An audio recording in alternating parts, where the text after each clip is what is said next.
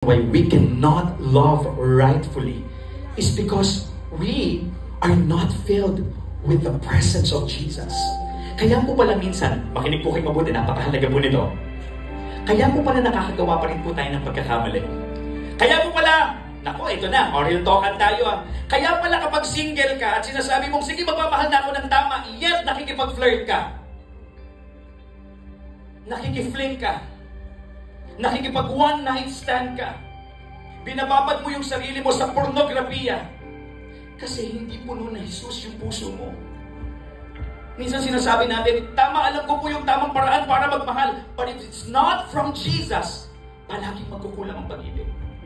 If you are in a relationship, kaya pala kahit na gusto nyong irespeto yung boundaries ng isa't isa, kahit po pala gusto po ninyo na gawin yung tama, nakakagawa pa rin po kayo ng mali.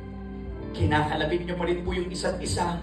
Nagkakayayaan po kayong dalawa kasi hindi po galing kay Jesus yung pag-ibig. Kaya po pala hindi na itatama.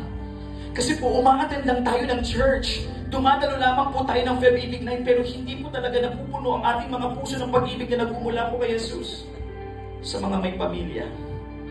Kaya po pala hindi po natin mabago kung sino po tayo sa loob ng tahanan. Aattend po tayo ng simbahan, sisigaw po tayo ng Praise the Lord!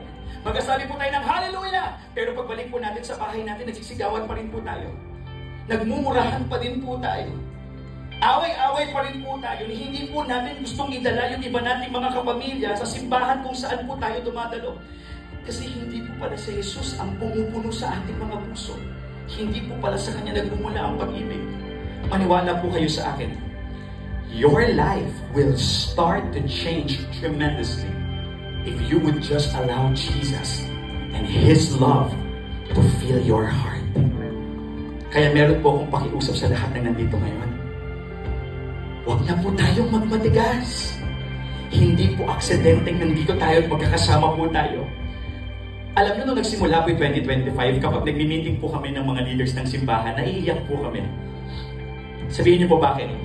Kasi ramdam na ramdam po namin yung pagkilos ng Diyos. Sabi namin, ang daming winawasak ng Diyos.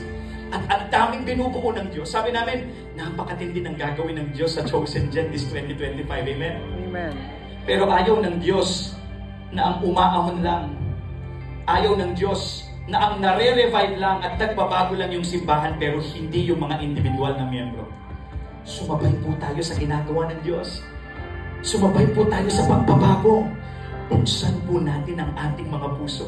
At hayaan po natin na yung pag-ibig na ipinapadama po natin sa iba, nagmumula po sa Kanya. Amen? Amen. Palakpakan po natin ang Panginoon.